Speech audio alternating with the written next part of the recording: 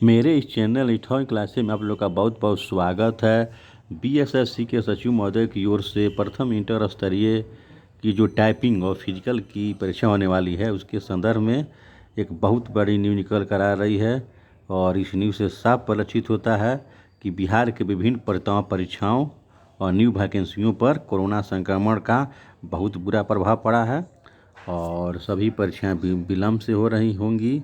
इसके अलावा जो वैकेंसी पर भी इसका असर पड़ सकता है।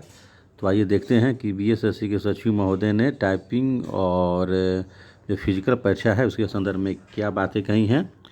तो आप देखिए इस तरह से देखिए। हाँ, रिजल्ट देने का प्रयास भी सचिव महोदय ने कहा है कि लॉकडाउन ख़त्म होने के बाद हम लोग जो बीएसएससी प्रथम इंटर स्तरीय है उसमें टाइपिंग टेस्ट आदि का जल्द आयोजन कर लंबित परीक्षाओं का रिजल्ट देने का प्रयास करेंगे, लेकिन ये इस पर निर्भर करेगा कि कब लॉकडाउन हटता है और एक साथ या अलग फेज में इसे वापस लिया जाता है।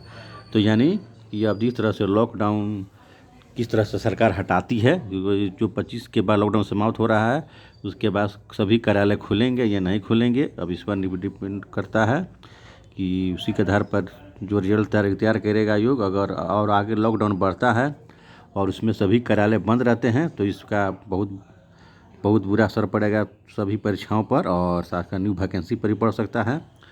और इसके अलावा सचिव महोदय का एक और बयान आया है कि जून अंत से पहले नहीं होगी प्रथम इंटर स्तरीय परीक्षा का टाइपिंग टेस्ट भी।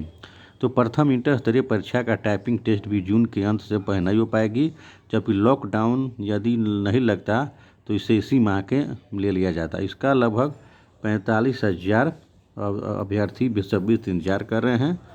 और टाइपिंग के अलावा देखिए और इसमें है कि करीब 13,000 पदों पर नियुक्ति के लिए ली गई परीक्षा के अधिकतर पदों के लिए टाइपिंग टेस्ट जरूरी है और मुख्य परीक्षा के अंकों के आधार पर चयनित 52,000 छात्रों में 45,000 को अंतिम रूप से चयन में शामिल होना है। और इसमें जो शारीरिक दस्ता परीक्षा के अभ्यर्थी हैं उनकी संख्या लगभग 4,000 है। तो इन लोगों का जो फिजिकल है वह भी विलम्ब से होगा, क्योंकि जिस तरह से कोरोना संक्रमण के कारण लॉकडाउन लगा हुआ है इसका साफ असर विभिन्न प्रतियोगिता परीक्षाओं और न्यू वैकेंसियों पर पड़ रहा है। और इसके अलावा और बीएसएससी ने जितने भी एग्जाम लिए हैं, चाहे वो राजभाषा उर्दू सहायक हो या उर्दू अनुवादक हो, सहायक उर्दू अनुवादक परीक्षाएं हैं, इन सभी के जो पुस्तिकाओं का मूल्यांकन बीच में रोक गया है। और इन परीक्षाओं का 2 से 3 माह पहले बीपीएससी ने आयोजन किया था और पिछले माह ही मूल्यांकन शुरू हुआ था। चूँकि इन तीनों परीक्षाओं में बैठने वालों की संख्या महज 3 से 5,000 से लेकर 15,000 के बीच ही लिया जा, सब कुछ सही गति से चलता तो इस माह के अंत तक रिजल्ट आ जाता। लेकिन 5 मई को लॉकडाउन घोषणा की गई और इसी के साथ इन परीक्षाओं की उत्तर पुस्तिकाओं का मूल्यांकन भी रोक दिया गया है। और यदि 25 मई के बाद भी लॉकडाउन हटा लिया जाता है तो जल्द ही इनका मूल्यांकन शुरू करना संभव नहीं होगा, क्योंकि मूल्यांकन कार्य में अधिकतर वरिष्ठ नागरिक लगाए गए हैं और ऐसे में अब अगले माह के अंत से पहले मूल्यांकन शुरू नहीं हो पाएगा और जुलाई से पहले इन परीक्षाओं का रिजल्ट नहीं आ सकेगा। तो आप लोग मान कर चलिए कि कोई भी एग्ज़ाम होगा, चाहे टाइपिंग हो फिजिकल हो, तो आप लोगों को जुलाई के पहले नहीं होने वाला है, क्योंकि आपको मिनिमम कम से कम जुलाई माह का समय लग ही जाएगा। अगर स्थिति सामान्य रही तो जुलाई तक सारी परीक्षाएं आयोजित हो सकती हैं।